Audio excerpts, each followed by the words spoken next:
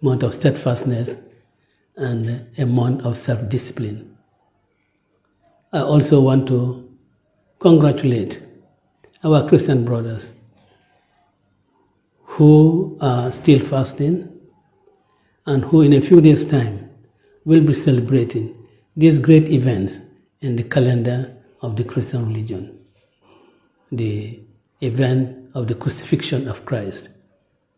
We congratulate them for all their fast and their prayers for the peace and tranquility of this country.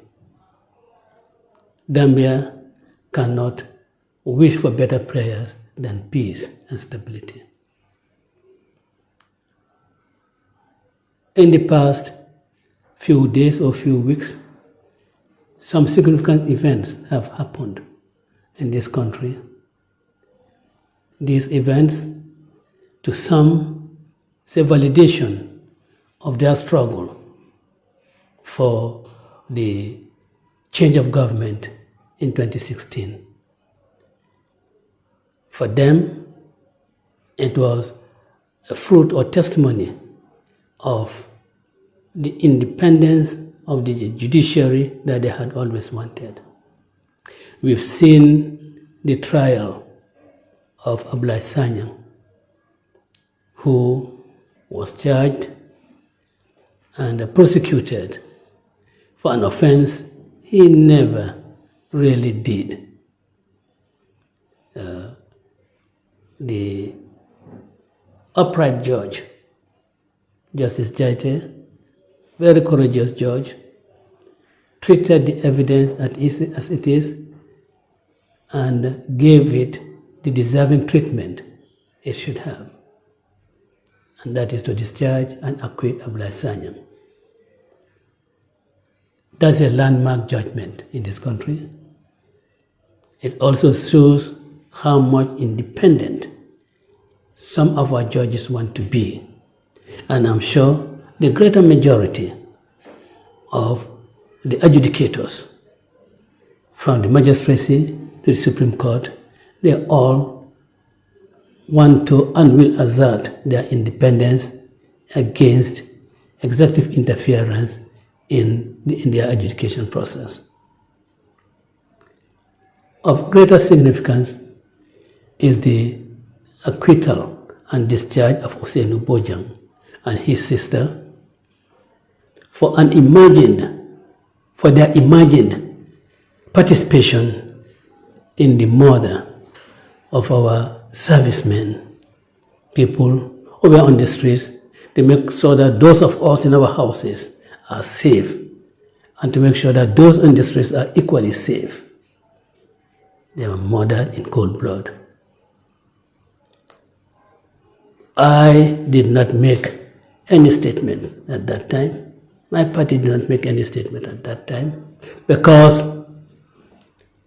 ADAMA Barrow's government, through the Deputy Inspector General of Police and the government spokesman, demonized UDP as a terrorist group that was responsible for the murder of these people, to the extent of linking the killer to someone who was closely connected with Yankuba Dabo and in essence also connected with the United Democratic Party. The whole objective was to make that stick,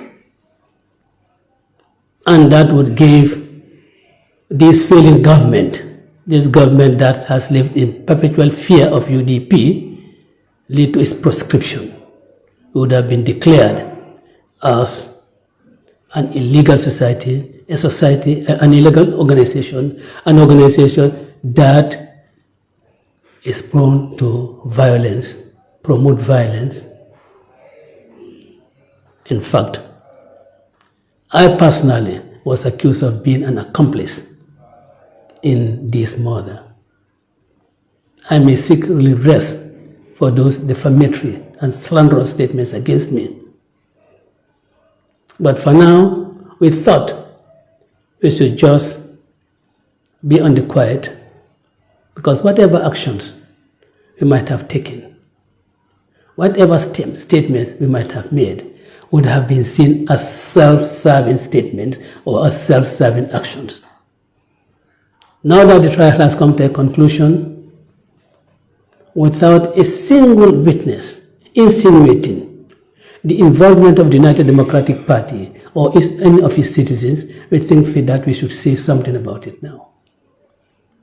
The criminal justice system should not be used to witch hunt political opponents.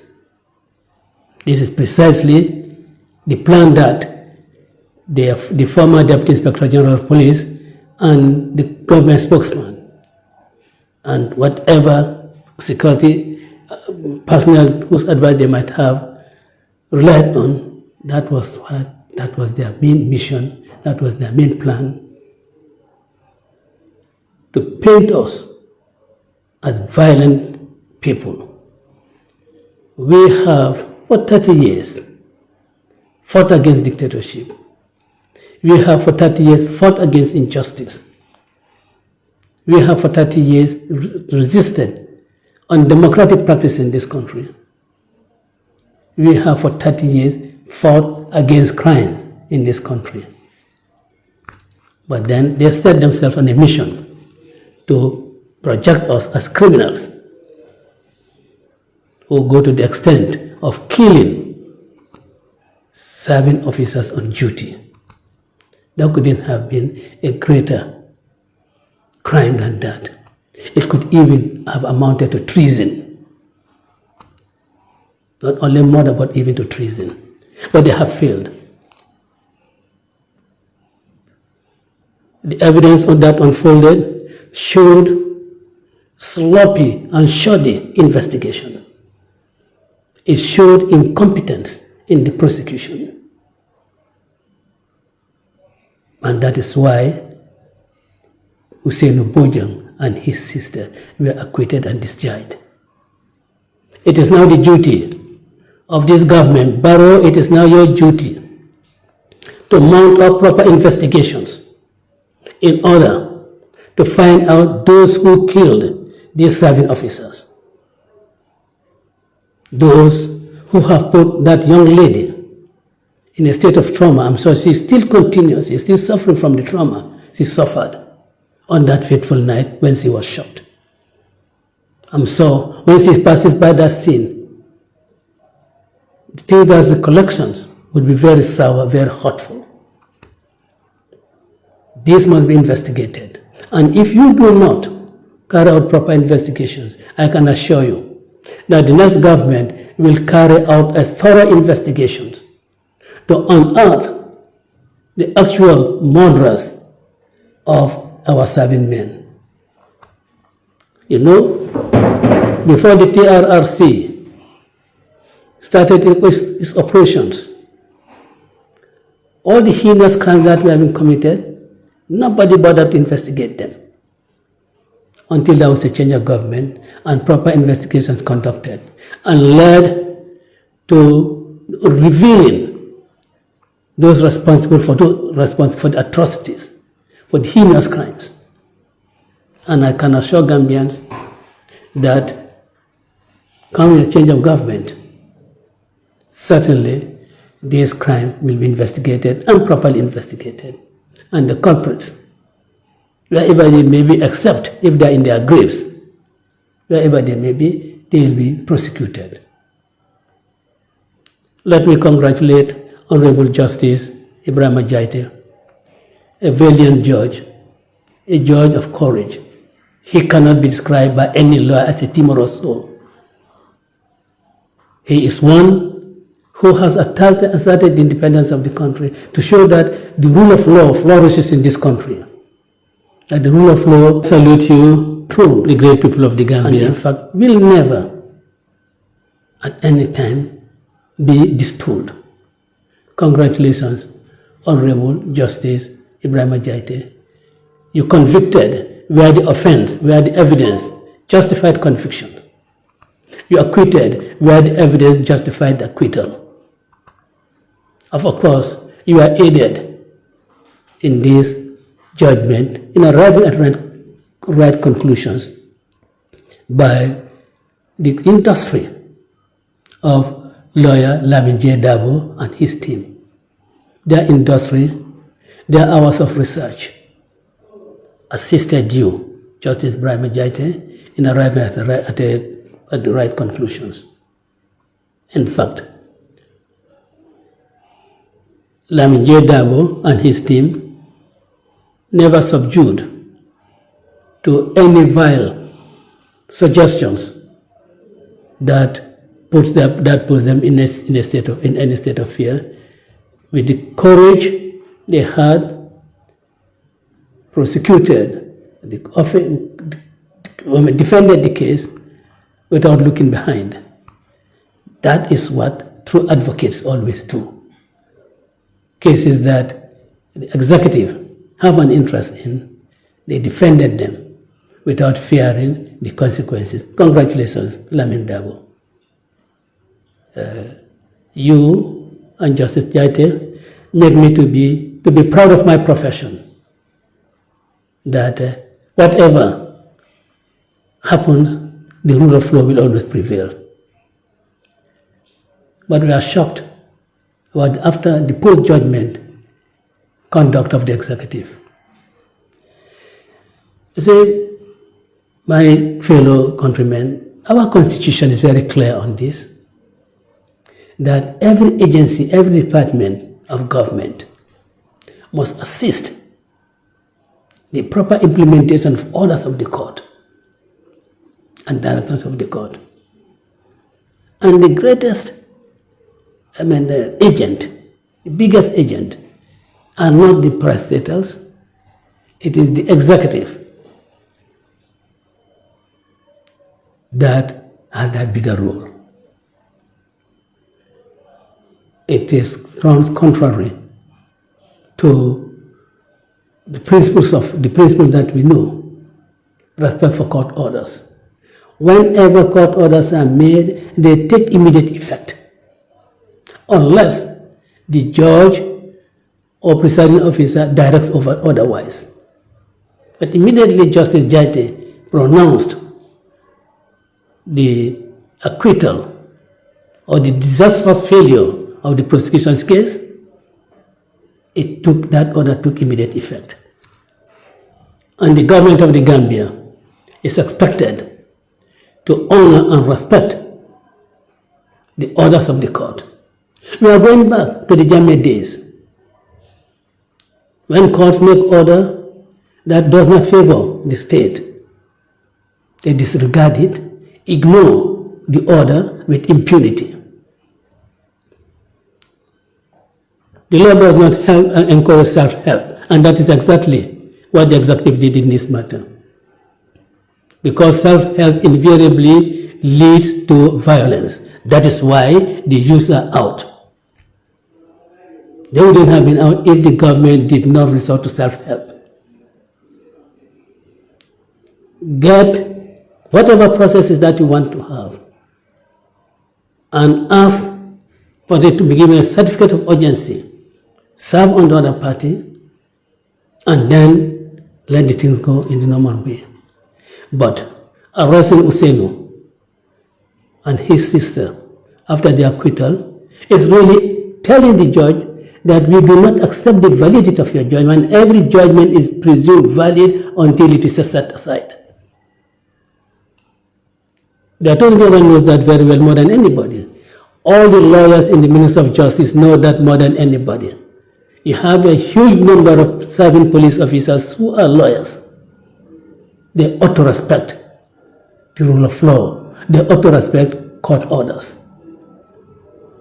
President Barrow, the behavior of the executive following the acquittal of Ousainou and his sister is really telling us that we are going back to the Jammeh days. Arrest them. Ignore the court orders. And that is not the raison d'etre of your election as president of the country. You have asked that let us live in peace. But let us also do things that will ensure that peace prevails in this country. We shouldn't do anything that will be the antithesis of peace. anything that undermines peace and stability of this country, you as president should be the first person to ensure that that happens. Anything that will interfere or push people to behave in any way that will be prejudicial to the public peace, you must prevent that. I ask you to order that Ousainou be released. And Mr. AG, you and your team must know that whatever appeals you are doing is not to enrich the jurisprudence. Because there is nothing recondite in the law that has been dealt with in this case. They are simple, ordinary matters in the prosecution of cases. So I would ask you, Honorable Attorney General, that you would be an Attorney General, not a Minister of Justice. The Attorney General concerns himself only about legal issues without regard to any political consideration. We should make sure that nobody in this country is put in a situation where they will be in confrontation with the law enforcement agencies of this country. We have heard reports of a fastener who was struck by a canister at Brufut Market. He's currently admitted in hospital in state of unconsciousness. There's also a report of a 6-month baby. We cannot confirm that. That is also suffering from the effects of tear gas. How can anybody really go to a populated place like Brufut Market and open tear gas on bystanders? And again, President Barrow, I think some of your law enforcement officers are bent on undermining the credibility of your government. And this you must accept. Because everybody is tired. So anything that will make you lose a vote, they will do it. And I know that you're going to lose a lot of votes because of this misbehavior by members of your security forces. And again, President Barrow, all senior officers in all the security outfits, they are all aware and cognizant of the recommendations made by Honorable Youth who chaired the Farawa Bantan riot incidents. The recommendations he made is there, and that should be a guide for every occasion when there is need to control or to deal with the crowd. But that is ignored because no consequences follow with the unlawful use or the misuse of their weapons. I want to encourage Lamin Dabo to please take civil action against the Inspector General of Police and any other security agencies that might be involved in this for false arrest and false imprisonment. And I hope also that we'll look at that law which says that when a person is acquitted and discharged and the state expresses an intention to appeal, they must be detained until they provide bail. There is nowhere, I do not see it anywhere